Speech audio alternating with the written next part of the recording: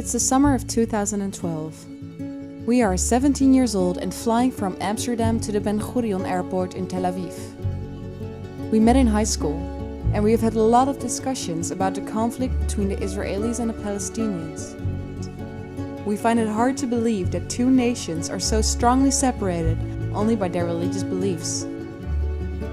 We want to know what it's like to grow up in such a divided country. From the Netherlands, we make contact with people of our age on both sides of the wall.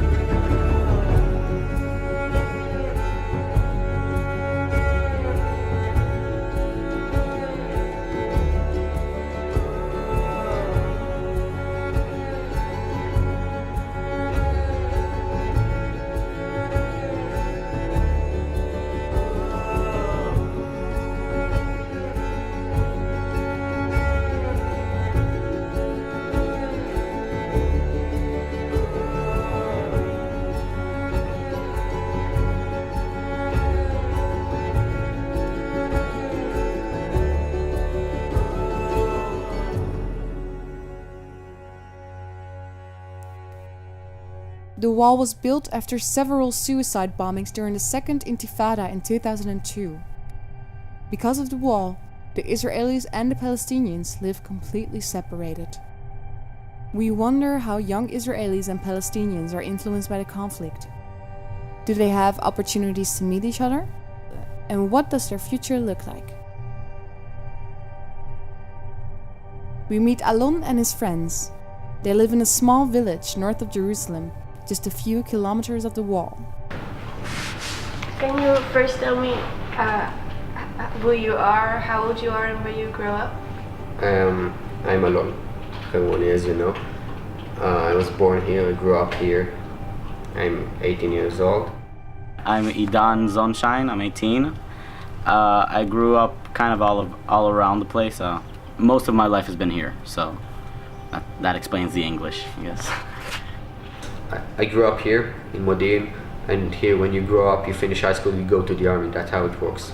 So I am going to the army in 2 days from now, and that's how it works. My family's basically, a lot of them went to the Air Force. My brother right now is serving in an air control unit, and my dad was a pilot. And so if I'm not going to go and be an actual pilot, then I'm probably going to be like some form of, something in the Air Force. I'm gonna spend the next 3 to 10 years in the army. Then I'm gonna start my life. That's how it works here. Well, I know I'm going to have to serve in the army just because I'll feel too bad if I don't. I mean, it's basically the only thing keeping us from not being. I feel compelled to go. You go to the army to protect the country, to protect your home. And I know that when I was a young boy, there were people who went to the army to protect us, and they did. And now I'm going to the army to protect Israel. And when I'll finish there, there'll come other peoples, you know? Hopefully not. Hopefully it won't be needed. It's basically, okay, Israel is a tiny country surrounded by about 400 million Muslims, and a lot of those countries are fundamentalist. I'm including the entire Middle East. I was 10 when I came back from England, maybe in 2001. We came just in the middle of the Intifada, and there was you would hear it was just like you would come back from school, open television, and see there was a bombing here and here. There was a bombing in Tel Aviv, there was a bombing in Haifa, a discotheque here, a bus here, a coffee shop here. Mainly inside Israel, like in Jerusalem, I think there were a few bombings. It was not a good time for the bus industry. I guess you could say that. Just find a public place and blow up there. Suicide bombings they're not a fun thing. Do you like going into the army? I don't know if I like it. It's way of life. That's what you do. It's like you go to high school. Do you enjoy it? Yeah. Did you choose to go to high school? You no, didn't. but I can choose to what high school I. Okay, so I can choose to which part of the army, if it's the Air Force or the special units or something like that. After finishing their training in the army, they are sent out to protect their country. There is a great chance they have to serve in the West Bank on the other side of the wall.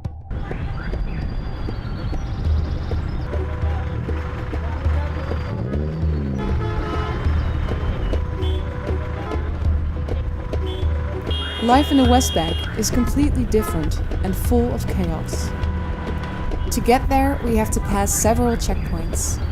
Palestinians cannot cross these checkpoints and are not allowed to go into Israel. In a small village a few kilometers away from Modin, on the other side of the wall, we talk to Saeed. He is one of the few youngsters in the West Bank who is able to speak English to us. Growing up here is something afflicting, like you would think that this is the normal life, this is the situation.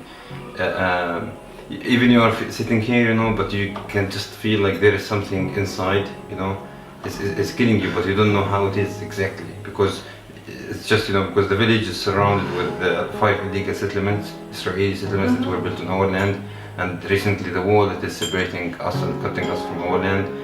So you don't know where to go, you are just surrounded with everything and a checkpoint at the entrance of the village. In Nailim, they protest every week about the construction of the wall. The villagers protest every Friday, and during these protests, the soldiers and the villagers often clash violently. Saeed tells us about an experience that changed his life forever. 5 o'clock in the morning, 4 o'clock in the morning, start to shoot some grenades all over to make everybody wake up and start to speak. And the speakers of the military jeeps telling the people that you are not allowed to go outside your houses. So in the 5th day, the people start to go out, and then they start to shoot at us live ammunition. They shot 3 people, one in his back with live ammunition, and he stayed for more than 6 months in the hospital. At the end we succeeded to break the curfew and we kept on our demonstrations. And then they began with another thing, which is killing people. The first one was Ahmed and Moshe, he's 10 years old. He was shot in the 29th of July in 2008 in his head with a live ammunition by an Israeli soldier during the protest against the wall, peaceful protest. And then at that time I was 16 years and a half, 16 years old and a half. And I was close to Ahmed, and when Ahmed fell down, I tried to carry him, to send him to the ambulance. But since I carried him, and I started to move, his brain fell from his head because the life blew off his brain, and then I fell down because it was something very shocking for me to see a brain of a human being falling, in front of my hand, and yes, I couldn't move, so I fell down, and all my other friends took Ahmed from me, and then they sent him to the hospital where he was dead before, reaching the hospital. And they thought now, we will feel scared from the shooting or the killing of Ahmed, but the thing that they were surprised from it when they saw us start to, after the next day after we made the funeral of Ahmed, we made another demonstration, condemning what they did to Ahmed and against the apartheid wall. And then they shot another child, he's from my family, his name is Yusuf Amira, he's 17 years old, in his head with 2 rubber-coated steel bullets. I mean, they call it rubber bullet in the news, but it's not rubber bullet, it's a big metal of live ammunition. And it could kill Yusuf, as he died after 4 days in the hospital, in a bed died, and we make his funeral on the 4th of August 2008.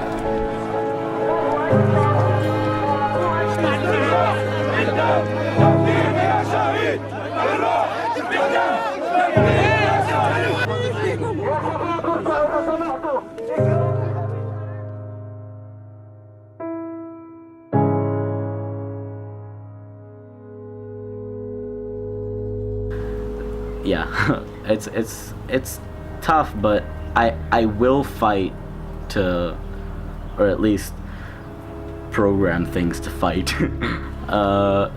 so that this country, so that the only democracy can continue to exist. That won't stone a person for dressing like you, for instance, which is not all burqa and hijab and all that. There's plenty of stories about the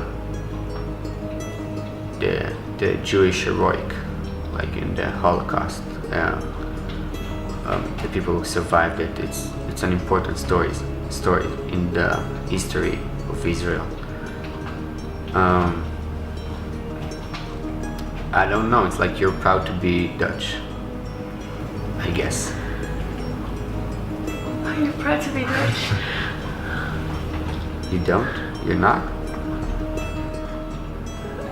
I don't really think in countries, I think in humans, I guess. So. That's a different way of thinking, but here when you have the army, which is a big part of every life here, so with it goes the question of the nation, you know, because you're Israeli and you go into the Israeli army, and if, let's say, there will be a war, it will be against another country such as Iran or something like that, and there comes the question of do you feel proud to be an Israeli? Because if you don't, there's a problem, you know.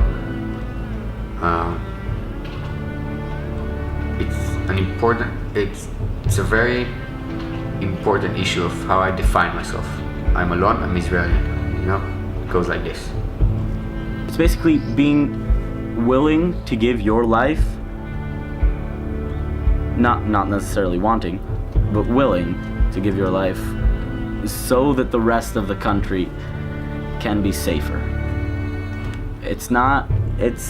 It's a really hard thing to have to do, and to have to ask from a teenager. You have to ask from like people like us. We're stupid. We're very stupid people. But you don't ask it. Yeah, it's not. That's a thing. Yeah, you don't ask it. It's basically telling them you have to serve in the military. You have to do this so you can be a thing. So you can keep like living, because we are surrounded. Jordan and Egypt, which isn't in the best form right now with the whole uprising thing, are the only allies we have. Basically, mostly Jordan right now is the only person surrounding us that doesn't want us to be thrown in the ocean, as I've heard Ahmed and Moshe say it a lot of times. When you're a soldier, do you always need to carry your gun with you, or? It's part of the soldier education. Like, this is your gun. You carry it everywhere. You won't let anyone touch it and stuff like this. But I'm not gonna use it. When I take my gun home, it's gonna sit there. that's it. So when you sleep, you put it next to your bed, or? Yeah, because it's still a gun, you know. I can't afford stealing it or something like that. For Alon, it seems normal to sleep with a gun next to his bed. But Saeed has a lot of sleepless nights due to these soldiers that might show up at any moment. They were coming in the beginning with their military jeeps at 2 o'clock in the morning while the people are asleep, start to surround the house, and then they invade the house with a very brutal way, and then put the family in, isolate them in one room, and start to break the furniture and everything, and then arrest the one or more than one who they consider them as wanted. And sometimes they were coming with their military dogs also. But since, you know, everybody started to escape from their house because nobody wanted to be arrested, then they started to surround the village and come on the village, you know, on foot from all the sides to take control of the village, and put snipers on the rooftops of our houses with live ammunition, and then to snipe everybody tried to escape from his house. And you know, the campaigns of the night raids in the village were the worst campaigns ever happened. You know, and there's guys, you know, work as a shift to watch, you know, if the soldiers come or not come, you know. And then usually we sleep between 3 and 5 because most of the arrests come between 1 and 3. The invasion. If there is nothing after 3, then, you know, we can think it's safer now because they cannot come. It's not easy. That's why I told you, you learn how to sleep without fears of the night raids. It brings you a lot. Even when I was in Europe, I was having a lot of nightmares in the beginning because I was not used to sleep like that, you know. Because here, you know, my day was a night and my night was day in the beginning. So anyway, there was more than 350 persons from the village were arrested from 2008 until now. Most of their age are from 9 years old until 55 years old, but mainly children. So, and there is something very important here that all of you should know about this, which is according to the Israeli law, the Palestinian children considered to be adults at the age of 12 years old. But the Israeli children considered to be adults at the age of 18 years old, even though they were arresting a lot of kids who are under 12 years old, especially from the village here. And most of us, were staying for 4 months, 5 months, 6 months, and others, later in 2010, 1 year, 2 years, 3 years. I was 17 years old. I got arrested on the 22nd of December in 2008, and I was released on the 22nd of April 2009. While I was doing my last year in the school, and it was a decisive year, and all these were aiming just to destroy my future as a punishment for my father. And I have a very big story happened inside the jail, which I don't want to talk about now. And also my father was arrested twice, and my elder brother, and my family house here was invaded more than 25 times. It was invaded by the Israeli soldiers, and they were cleaning their shoes after it with a lot of waste with our bed covers, So there was no morality in anything at all with all what they were doing. I'm guessing to be born there, it would suck. It would really suck, but it's kind of hard to do something about it, because if we make them a country, well, first of all, there'll be kind of an Israel in between them, and well, they don't have exactly a lot of natural resources, any kind of way to really become a successful country. They'll probably go into Sharia law and collapse pretty quickly. Imagine if me and you, we have a piece of pizza, and we want to share it, to cut it equally between me and you, and for example, you have access to it and I don't have access to it, and while we are negotiating, you are eating from it. So by the end of the negotiation, there will be nothing left. So this is what Israel is trying to do, just like this. It is vital to the Jews, and it has a historical meaning to them. But we already kind of knew that that everyone around here hates us. Most of the people in Israel believe that the Palestinians are bad guys, and they believe that the Palestinians think that we are bad guys also. I don't think so. I don't think that way. I'm not. It's pretty racist, actually, and I do think that I don't know how we got to this situation, but I think that they hate us, the people who do, because that we hate them. And I don't know how we got to this, but I don't think it's a good situation. I don't hate Palestinians or Arab or something like that only because they are. If I will hate one, it will be because of his personality, nothing more. Would you like to meet some, or? I don't know if I'd like to meet some, but if I will meet some, it wouldn't be like, oh, you're Palestinian, I won't talk to you. It would be like, hi, how are you doing? Okay. I mean, at first it always seems you speak about hobbies and things like this, and it always feels, wow, we're exactly the same. Everyone likes football, everyone likes this. But when you start speaking about the conflict, it always ends with not agreeing.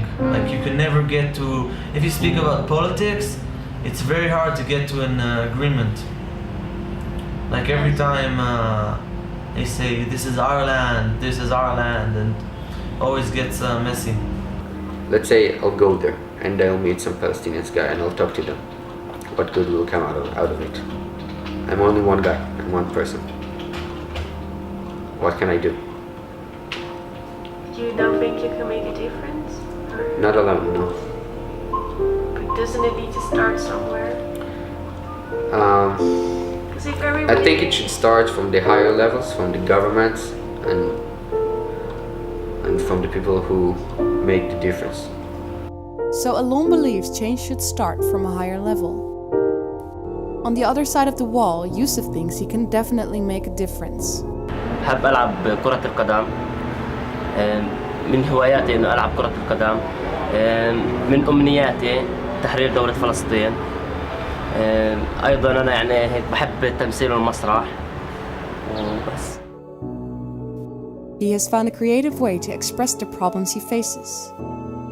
Together with the local youth, they use theater as a form of expression and as a tool to teach each other more about the problems they face and the rights they have.